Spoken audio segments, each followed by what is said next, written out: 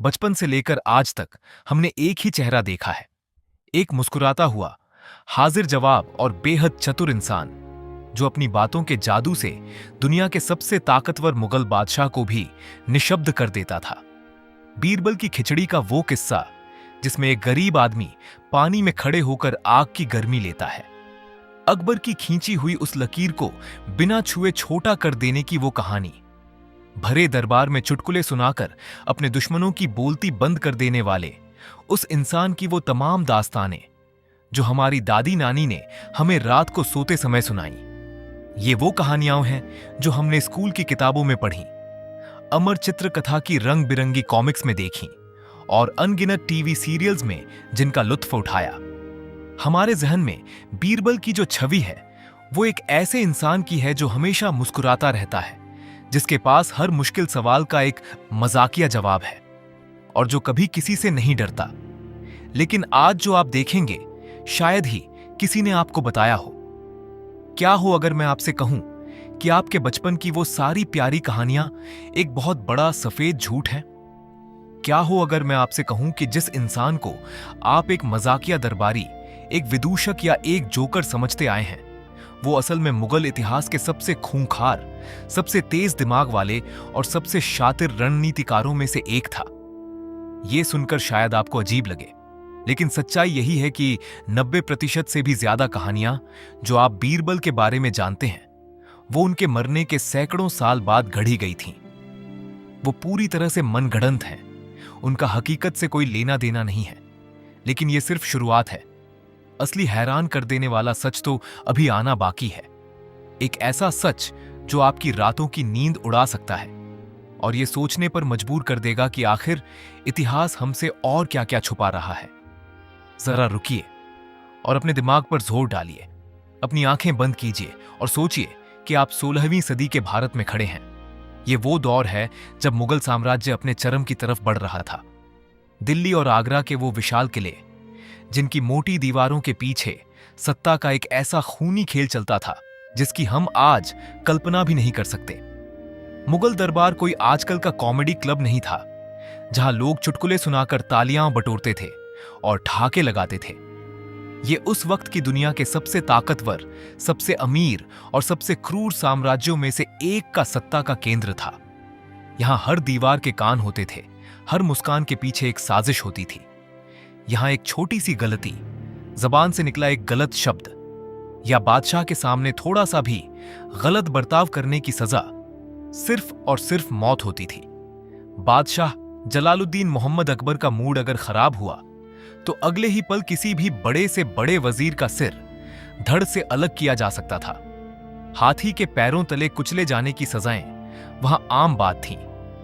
अगर आप उस खौफनाक दरबार में खड़े होते जहां चारों तरफ खून के प्यासे तुर्क, अफगान और ईरानी सरदार अपनी तलवारें लिए खड़े हों, तो क्या आप बादशाह का मजाक उड़ाने की हिम्मत करते? क्या आप ऐसे हाजिर जवाब देते जो बादशाह को सबके सामने नीचा दिखाते हों? क्या आप भरी महफिल में यह कहते कि जहां अपना आप तो अंधे हैं? बिल्कुल नहीं। कोई भी इंसान जो अपनी जान से प्यार करता हो वो ऐसा करने की सोच भी नहीं सकता। मुगल दरबार एक ऐसा गहरा समंदर था जहां हर तरफ से खूनी राजनीतिक तूफान आते रहते थे।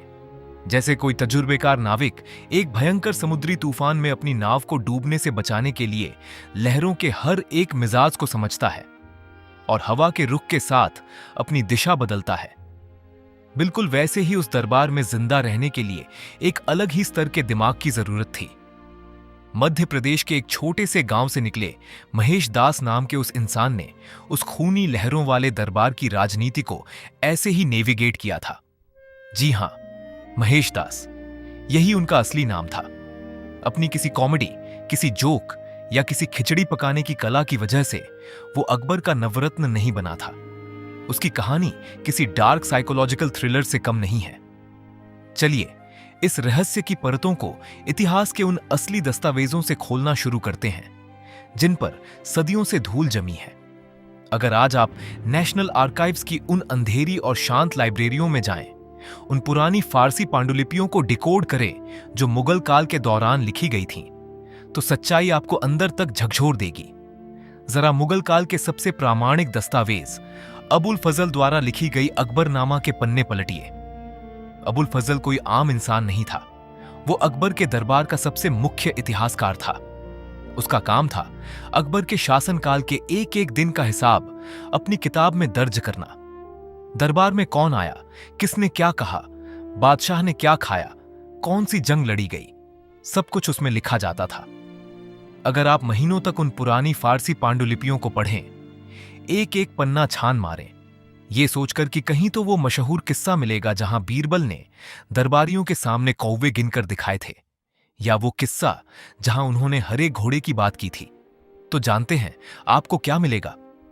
हजारों पन्नों के उस ऐतिहासिक दस्तावेज में एक भी चुटकुला नहीं है, एक भी ऐसी कहानी नहीं है जो हम आज जानते हैं। बीरबल के किसी मजाक का कोई जिक्र नहीं है। शायद आपको लगे कि अबुल फजल से कोई गलती हुई होगी, या वो बीरबल का दोस्त था इसीलिए उसने कुछ नहीं लिखा। तो चलिए तस्वीर का दूसरा पहलू देखते हैं। मुगल काल के एक और बड़े इतिहासकार अब्दुल कादिर बदायूनी की किताब मुंतखब उत तवारीख पर नजर डालते हैं। बदायूनी एक कट्टरपंथी था और वो अकबर और बीरबल दोनों से बेइंतहा नफरत करता था। अगर बीरबल ने दरबार में कोई बेवकूफी भरा मजाक किया होता या वो सिर्फ एक जोकर होता, तो बदायूनी तो उसे जरूर लिखता ताकि बीरबल को नीचा दिखा सके। वो तो बीरबल का मजाक उड़ाने का कोई मौका नहीं छोड़ता। लेकिन बदायूनी की किताब में भी कोई चुटकुले नहीं हैं। इसके बजाय वहां कुछ ऐसा लिखा है जो रोंगटे खड़े कर देता है। उन सैकड़ों साल पुराने कागजों में एक ऐसे आदमी का जिक्र है जो मुगल साम्राज्य का मुख्य सेनापति था, एक ऐसा राजनेता जो मुगल हुकूमत की विदेशी कूटनीति संभालता था। क्या आप जानते हैं कि असली इतिहास में बीरबल क्या काम करते थे? क्या वो दरबार में खड़े होकर पहेलियां सुलझाते थे? नहीं, असल जिंदगी में बीरबल मुगल फौज के एक मनसबदार थे। उस जमाने में मनसब एक सैन्य रैंक हुआ करता था। महेश दास कोई आम दरबारी नहीं थे। उनके पास 2000 घोड़ों की कमांड थी। वो मुगल सेना के उन गिने चुने जनरलों में से एक थे जिनके पास इतनी बड़ी फौज को लीड करने का अधिकार था। एक जोकर को कभी 2000 खूंखार घुड़सवारों की कमान नहीं दी जाती। ये ताकत सिर्फ एक ऐसे इंसान को दी जाती है जिसकी रगों में बर्फ हो और दिमाग में शतरंज। आइए एक असली ऐतिहासिक घटना पर नजर डालते हैं जो किताबों के किसी अंधेरे कोने में खो गई है। साल था 1562। रीवा के राजा रामचंद्र ने अकबर की सत्ता को चुनौती दी थी। वो अकबर के दरबार में हाजिर होने से इनकार कर रहे थे। एक छोटी सी भी चिंगारी एक बड़ी बगावत का रूप ले सकती थी। अकबर चाहता तो अपनी लाखों की फौज भेजकर रीवा को खून से नहला सकता था, लेकिन उसने ऐसा नहीं किया। उसने रीवा के दरबार में बातचीत करने के लिए किसे भेजा? अपने सबसे शातिर कूटनीतिज्ञ को, महेश दास को। बीरबल रीवा गए। वहां कोई चुटकुले नहीं सुनाए गए। वहां शक्ति प्रदर्शन हुआ, कूटनीतिक चालें चली गईं और राजनीतिक दबाव बनाया गया। बीरबल ने अपनी चतुराई और साइकोलॉजिकल प्रेशर से राजा रामचंद्र को इस बात के लिए मना लिया कि वो बिना खून की एक बूंद बहाए अकबर के सामने घुटने टेक दें और आगरा के दरबार में हाजिर हो जाएं। ये था असली बीरबल, एक ऐसा नेगोशिएटर जो बिना तलवार उठाए बड़े बड़े राज्यों का भविष्य तय कर देता था। क्या आपको अभी भी लगता है कि वो सिर्फ एक मजाकिया इंसान थे? तो जरा फतेहपुर सीकरी के उस विशाल और भव्य महल के बारे में सोचिए। मुगलों की उस खूबसूरत राजधानी में जहां बड़े बड़े राजकुमारों और वजीरों को भी रहने के लिए जगह के लाले पड़ जाते थे, वहां अकबर के महल के ठीक बगल में एक बेहद खूबसूरत नक्काशीदार और 2 मंजिला महल खड़ा है। वो महल आज भी वहां मौजूद है। वो किसका महल था? वो बीरबल का महल था। पूरे मुगल साम्राज्य में ऐसा कोई दूसरा दरबारी नहीं था जिसका महल बादशाह के महल के इतने करीब हो। ये कोई साधारण बात नहीं थी। ये इस बात का सबूत है कि बीरबल अकबर के कितने करीब थे और मुगल सत्ता के कितने बड़े हिस्सेदार थे। बीरबल सिर्फ जंग के मैदान या कूटनीति तक सीमित नहीं थे। अकबर अपने साम्राज्य के सबसे जटिल और खतरनाक कानूनी मामलों को सुलझाने का काम भी बीरबल को ही देते थे। जब गुजरात में भ्रष्टाचार और जुल्म की शिकायतें हद से ज्यादा बढ़ गईं और वहां के सूबेदार बगावत पर उतारू हो गए, तो अकबर ने वहां का ऑडिट करने और सच का पता लगाने के लिए बीरबल को भेजा। बीरबल एक इन्वेस्टिगेटर की तरह काम करते थे। वो फाइलों और शाही फरमानों की बारीकी से जांच करते थे और उन भ्रष्ट अधिकारियों को बेनकाब करते थे जो शाही खजाने में सेंध लगा रहे थे। ये पहेलियां सुलझाने से कहीं ज्यादा खतरनाक काम था। इसमें हर कदम पर मौत का खतरा रहता था। अब आपके दिमाग में भी यही सवाल तूफान की तरह उठ रहा होगा। अगर असली बीरबल एक खूंखार सेनापति, एक शातिर कूटनीतिज्ञ, एक इन्वेस्टिगेटर और बेहद गंभीर राजनेता था, तो ये सारे चुटकुले आए कहां से? ये हजारों जोक्स किसने लिखे? और सबसे बड़ी बात, क्यों लिखे? क्या आप जानते हैं कि इसका जवाब इतना गहरा और इतना डरावना है कि वो सीधे इंसानी मनोविज्ञान और सत्ता के खौफ से जुड़ा है। आपको लगता है कि कोई भी स्कैम या घोटाला कुछ 100 करोड़ या 1000 करोड़ का होता है। यहां तो पूरे के पूरे इतिहास का ही स्कैम हो गया है, वो भी करोड़ों लोगों के दिमाग के साथ, और किसी को भनक तक नहीं लगी। इस राज को समझने के लिए आपको इंसान के दिमाग के उस हिस्से को समझना होगा जो डर के साए में काम करता है। दरअसल जब मुगल साम्राज्य अपने चरम पर था, तो आम जनता के बीच एक अजीब सा डर और खौफ रहता था। मुगल बादशाह की ताकत इतनी असीमित और इतनी खौफनाक थी कि आम आदमी उस ताकत के सामने खुद को एक कीड़े मकोड़े से ज्यादा कुछ नहीं समझता था। राजा जो चाहे कर सकता था, किसी की जमीन छीन सकता था, किसी की जान ले सकता था, किसी भी गांव को रातों रात आग के हवाले करवा सकता था। ऐसे में एक गरीब, आम और कमजोर आदमी इस भयानक ताकत के खौफ से कैसे निपटे? जब तलवारें और हथियार काम नहीं आते, तब इंसान का दिमाग कहानियों का सहारा लेता है। जब ताकत का संतुलन पूरी तरह से बिगड़ा हुआ होता है, तब जन्म होता है अफवाहों का, किंवदंतियों का और लोक कथाओं का। आम लोगों ने अपनी रातों की नींद को सुकून देने के लिए, खुद को यह झूठी तसल्ली देने के लिए कि इतना ताकतवर राजा भी किसी के आगे बेबस हो सकता है, बीरबल के चरित्र का इस्तेमाल किया। भारत के गली मोहल्लों में चौपालों पर कहानी सुनाने वालों ने, जिन्हें उस जमाने में दास्तानगो कहा जाता था, 18वीं और 19वीं सदी के आसपास इन कहानियों को गढ़ना शुरू किया। ध्यान दीजिए, ये कहानियां अकबर और बीरबल की मौत के लगभग 200 से 300 साल बाद लिखी जा रही थीं। ये कोई साधारण कहानियां नहीं थीं। ये एक तरह का मनोवैज्ञानिक विद्रोह था। ये उस जनता का साइकोलॉजिकल रेवोल्यूशन था जिसके पास मुगलों से लड़ने के लिए हथियार नहीं थे। लोग इन कहानियों के जरिए ये दिखाना चाहते थे कि भारत के एक साधारण से गांव का धोती कुर्ता पहनने वाला एक आम ब्राह्मण इंसान अपनी अक्ल से उस विदेशी और असीमित ताकतवर मुगल बादशाह को भी बेवकूफ बना सकता है। बीरबल का मजाकिया किरदार असल में 18वीं और 19वीं सदी की दबी कुचली जनता का वो काल्पनिक सुपर हीरो था जो बिना तलवार उठाए, बिना खून बहाए सत्ता के अहंकार को चकनाचूर कर रहा था। ये कोई हकीकत का इतिहास नहीं था। ये उस वक्त के बेबस लोगों का अपना डर भगाने का एक कोपिंग मैकेनिज्म था। लेकिन अगर आप उस खूबसूरत भ्रम से बाहर निकलें, अगर आप उन दादी नानी की कहानियों के धुंधलके को साफ करें, तो असली महेश दास की जिंदगी किसी डार्क थ्रिलर फिल्म से कहीं ज्यादा खौफनाक और पेचीदा थी। जरा गहराई से सोचिए उस वक्त की दरबार की राजनीति के बारे में। मुगल दरबार में तुर्क, अफगान, उज्बेक और ईरानी अमीरों का पूरा दबदबा था। वे सभी पैदाइशी रईस थे, खूंखार लड़ाके थे और सत्ता के नशे में चूर थे। वो मानते थे कि मुगल दरबार पर सिर्फ उनका और उनके खून का अधिकार है। उन सब के बीच एक महेश दास की एंट्री होती है। एक ऐसा आदमी जो न तो किसी बड़े राजघराने से था, न ही कोई पारंपरिक मुस्लिम अमीर था और न ही उसके पास शुरुआत में कोई बड़ी जागीर थी। फिर भी वो आदमी अपनी कुशाग्र बुद्धि के दम पर अकबर का सबसे करीबी इंसान बन जाता है।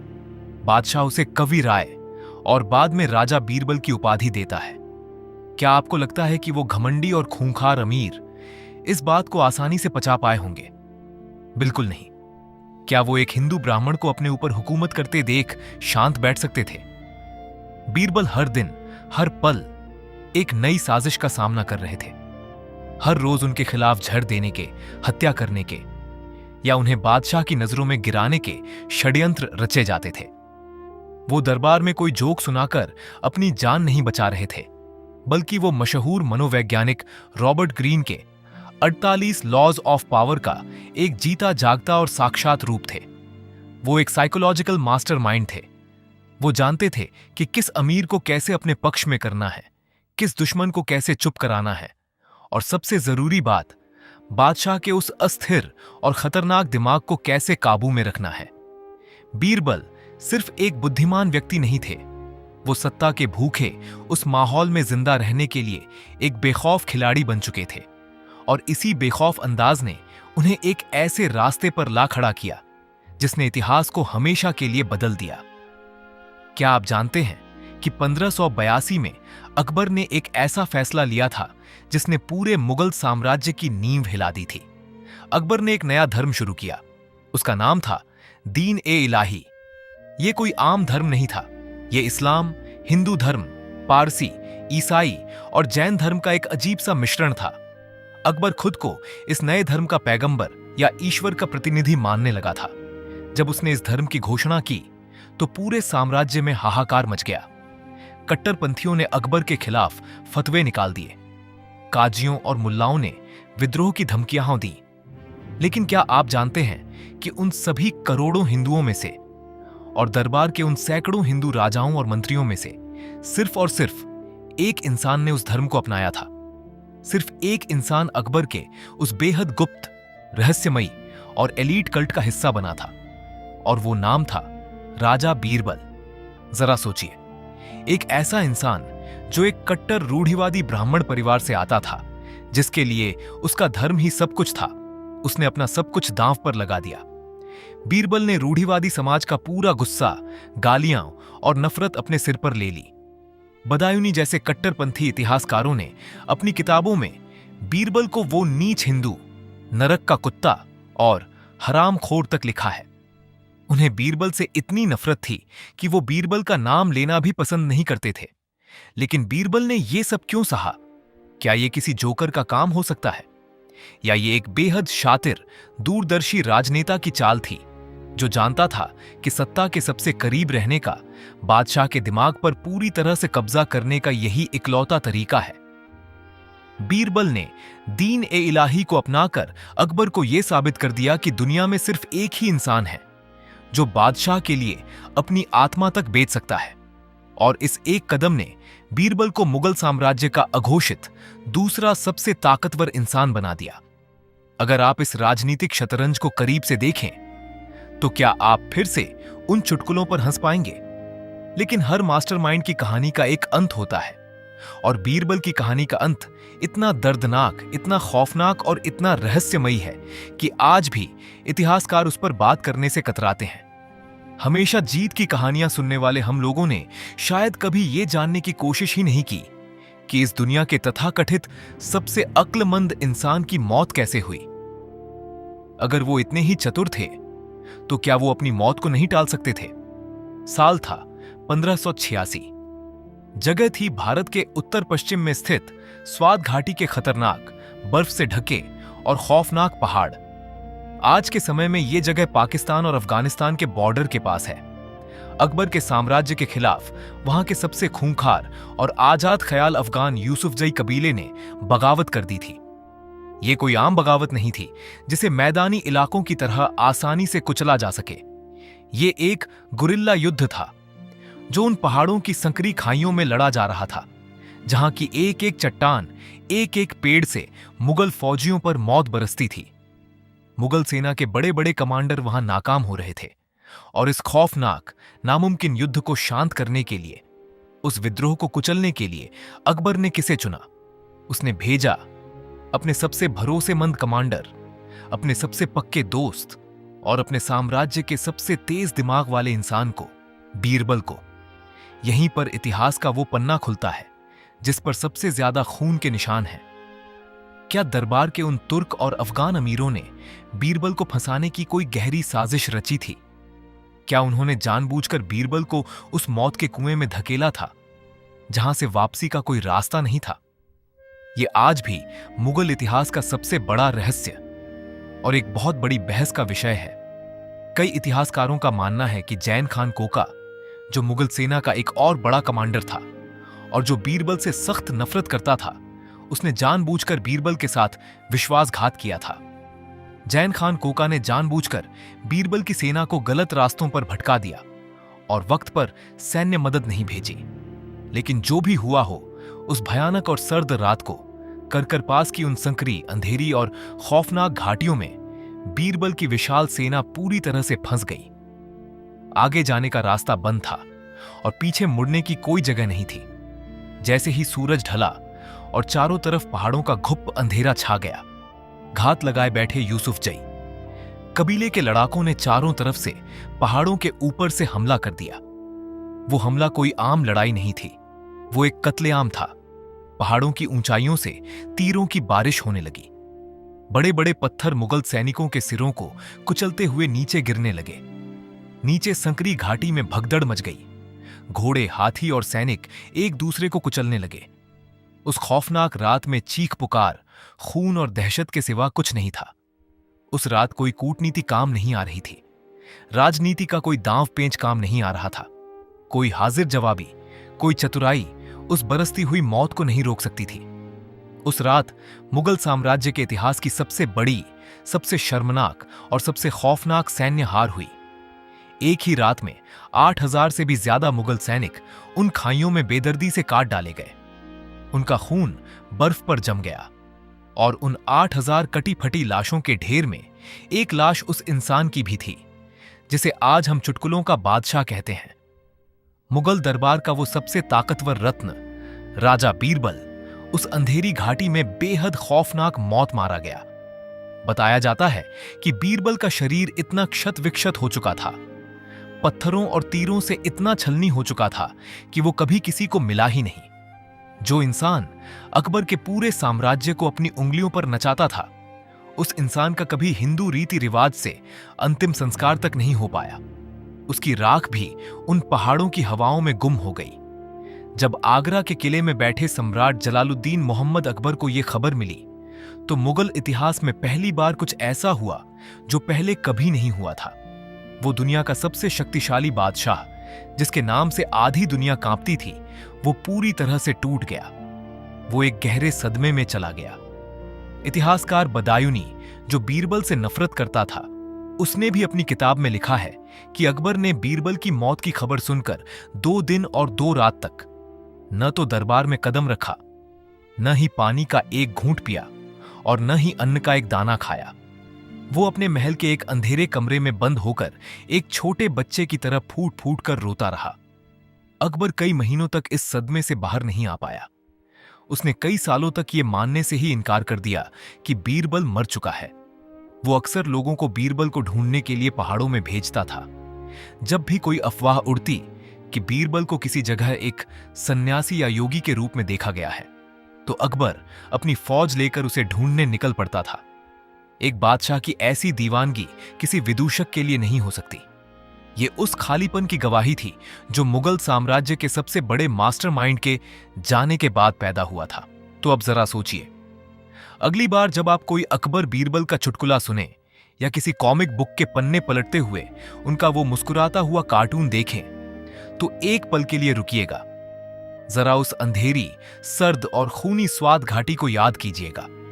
कर पास की उस खौफनाक रात को याद कीजिएगा, जहां 8,000 लोगों की चीखों के बीच उस मास्टरमाइंड का अंत हुआ था। हमें एक बहुत बड़ा, मीठा और रंगीन झूठ परोसा गया है। हमने एक महान योद्धा, एक कूटनीतिज्ञ, एक सेनापति और एक खतरनाक साइकोलॉजिकल मास्टरमाइंड को सिर्फ और सिर्फ एक जोकर बना दिया।